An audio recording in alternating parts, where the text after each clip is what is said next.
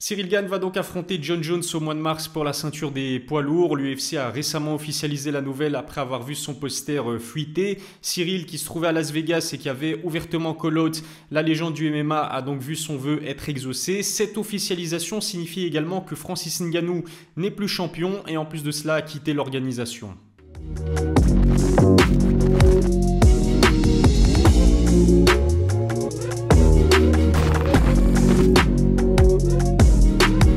Salut à tous, c'est Ilyes, j'espère que vous allez bien. On se retrouve aujourd'hui pour une nouvelle vidéo. J'avais envie de discuter avec vous des dernières heures qui ont été plutôt mouvementées du côté de l'UFC. Ça y est, c'est officiel, on connaît la date de début des poids lourds pour Jon Jones. Cerise sur le gâteau, ses débuts se feront en plus face à un Français. Bones et Bongamin vont donc se disputer la ceinture des poids lourds de l'UFC. Le combat aura lieu en main event de l'UFC 285 le 4 mars à Las Vegas. On peut dire que c'était un choc plutôt inattendu qui couronnera un nouveau champion après le départ de Francis Ngannou.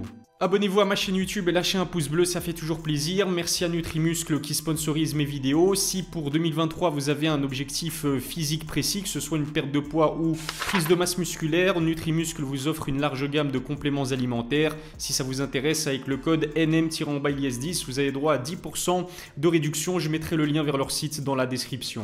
J'en profite aussi pour vous parler de la marque de corde à sauter Everjump qui est assez révolutionnaire puisque vous pouvez les connecter via Bluetooth à votre smartphone. Il existe une application qui est gratuite, Everjump, et qui vous permet soit de suivre vos performances, le nombre de tours que vous avez effectué avec ces cordes à sauter, ou alors vous concoctez un programme de remise en forme ou de perte de poids. Si ça vous intéresse, vous bénéficiez de 10% de réduction avec le code ILIES10. Je mettrai le lien vers leur site dans la description. On pensait d'abord à un canular, une photo de la façade de la T-Mobile Arena habituée à accueillir des événements UFC a semé le doute dans nos esprits. On y voit en grand le poster du combat entre Jon Jones et Cyril Gane. C'est en fait le frère du Français présent à Las Vegas qui a pris le cliché en photo. Quelques heures plus tard, on a appris que c'était bel et bien réel. Dana White a lui-même confirmé la nouvelle en conférence de presse. D'après UFC Fight Night, Bones et Bongamin se disputeront le titre de champion des poids lourds. On n'avait jamais vu l'organisation commettre une telle bourde pour annoncer un combat de cette dimension. L'autre information choquante lâchée par Dana pendant la conférence de presse concerne Francis Ngannou. Le Camerounais est donc agent libre et n'est plus lié à l'UFC. Selon le président de l'organisation, Francis aurait refusé de prolonger son contrat malgré la proposition d'une belle somme d'argent. Dana raconte même que l'objectif était de faire de lui le heavyweight le mieux payé de l'histoire de l'UFC. Visiblement, la nouvelle offre n'a pas convaincu le Camerounais qui est donc libre de tout mouvement. Il pourrait rebondir dans une autre organisation comme le PFL qui vient tout juste de signer Jake Paul. De son côté, Jon Jones a signé un nouveau contrat de 8 combats, c'est énorme. On se souvient que Bones s'était plaint de ne pas gagner assez d'argent à l'UFC. On peut donc imaginer que Dana White a offert une belle revalorisation salariale à la légende des lourds légers. Cela fait plusieurs années qu'on attend les débuts de l'américain dans la catégorie des poids lourds. Encore quelques semaines de patience et on devrait donc assister au 16e combat pour le titre de l'ex-champion incontesté des 93 kilos. On peut en tout cas dire merci à Cyril Gane. Le Français a semble-t-il considérablement contribué à accélérer l'officialisation du choc, généralement discret sur les réseaux sociaux. Bongamin a décidé de complètement changer de stratégie. De passage à Las Vegas, le Français a décidé de call-out Jon Jones et en plus de cela dans les règles de l'art. Avant même cet épisode, les rumeurs d'un combat entre Jones et Gane n'ont cessé de prendre de l'ampleur ces derniers jours. En plein podcast dans King and the G, Fernand Lopez a annoncé avoir été questionné à ce propos par Ariel Helwani. On a eu la preuve qu'il n'y avait que rarement de la fumée sans feu. J'ai eu la chance d'interviewer Cyril Gane avant son combat à l'UFC Paris. À l'époque déjà, on associait souvent son nom à celui de la légende des 93 kilos. Je lui ai dit que j'avais très envie de voir un jour cette affiche être organisée. Voilà ce qu'il m'a répondu. Ah ben, ça fait longtemps que les gens en parlent déjà parce qu'on a un gars qui est, comme on dit, qui est polyvalent, tu vois. Et le mec était lutteur dans sa jeunesse. Et aujourd'hui, il a évolué et son pied-point est énorme. Et il a une manière de bouger dans la cage, une gestion du corps qui était vraiment surprenante et très belle à voir et surtout très efficace. Donc après, c'est en lourd léger. Donc après, il faut voir ce que ça donne la transition en poids lourd. Je sais qu'il fait un gros focus sur de la force. Sur Instagram, on m'a dit qu'il porte des grosses charges, ceci, cela. Et donc forcément, ça donnerait quelque chose d'assez excitant. Et puis encore une fois, si on m'associe encore une fois à Jon Jones, moi c'est l'ego qui parle, c'est flatteur, tu vois. Donc après, moi je prends ça comme un défi comme un autre, hein. Je te dis la vérité, c'est pas... J'ai toujours été comme ça depuis mes débuts.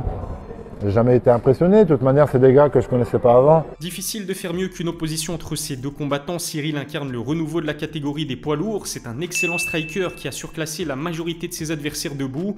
Il a l'art de neutraliser la puissance des plus gros punchers de la division. Seul Tai Tuivasa a réussi à lui infliger un knockdown, mais le Français a prouvé qu'il avait un menton solide et un esprit de guerrier. Il a fini par l'emporter sur KO technique malgré une main cassée pendant le combat. Ses déplacements et son cardio sont presque anormaux pour un homme de plus de 110 kg. En ce qui concerne Jon Jones, tout fan de MMA qui se respecte connaît la dangerosité du légendaire combattant. Plus jeune champion de l'histoire de l'UFC, il reste une valeur sûre de l'organisation. Détenteur de la ceinture des lourds légers pendant plusieurs années, Bones est un combattant extrêmement complet. Vicieux avec son striking, il pouvait miser sur sa lutte pour fatiguer son adversaire avant de le soumettre. En plus de son talent, c'est son fight IQ et sa condition physique qui le séparent du reste de la division des 93 kg. On ne peut que saluer son envie de se mettre en danger et s'essayer à une catégorie remplie de tueurs à gages. Je trouve que stylistiquement parlant, Jon Jones a un sacré avantage, sa maîtrise de la lutte, son niveau il est juste exceptionnel, que ce soit offensivement et défensivement. Cyril a montré des lacunes à ce niveau-là, c'était contre Francis Ngannou, le Camerounais qui, contrairement à Jon Jones, ne possède aucun background en lutte, a surclassé le Français dans ce département lorsqu'ils se sont affrontés. Qu'est-ce que ça risque de donner contre un expert en la matière comme Bones? Ce qu'il faut préciser tout de même,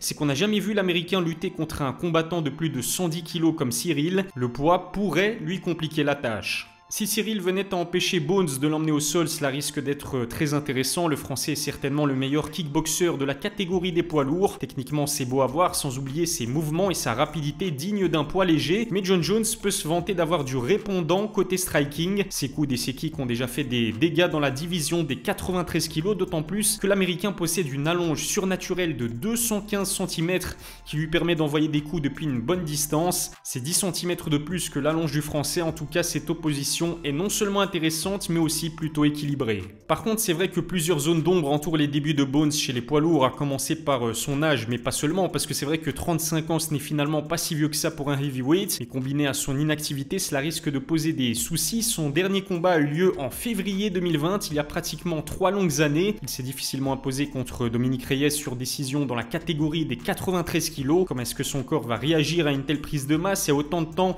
passé en dehors d'un octogone? L'avenir nous le dira. Voilà ce que je pouvais dire concernant ce combat entre Jon Jones et Cyril Gane. Alors pour moi, le favori ça reste Jon Jones, même si j'ai vu que du côté des parieurs et des pronostiqueurs, le favori était Cyril Gane. D'ailleurs, ça fait depuis de nombreuses années que Jon Jones n'arrivait pas à avoir un combat en étant l'underdog, mais de par sa maîtrise de la lutte et de par son style, je pense qu'il a les armes, il a les capacités pour déranger Cyril Gane. En tout cas, bon gamin, il mérite totalement ce title shot. C'est le meilleur poids lourd actuellement à l'UFC après le départ de Francis Ngannou. J'ai vraiment hâte de voir ce combat. N'hésitez pas à me dire quel est votre favori dans les commentaires. Je vous remercie de m'avoir suivi. N'oubliez pas de vous abonner à ma chaîne YouTube et de lâcher un pouce bleu si ça n'est pas encore fait. Je vous rappelle que mes vidéos sont également disponibles sur Spotify et Apple Podcast. Tous les liens dont vous avez besoin se trouvent dans la description. Je vous laisse, passez une excellente journée et à la prochaine pour une nouvelle vidéo.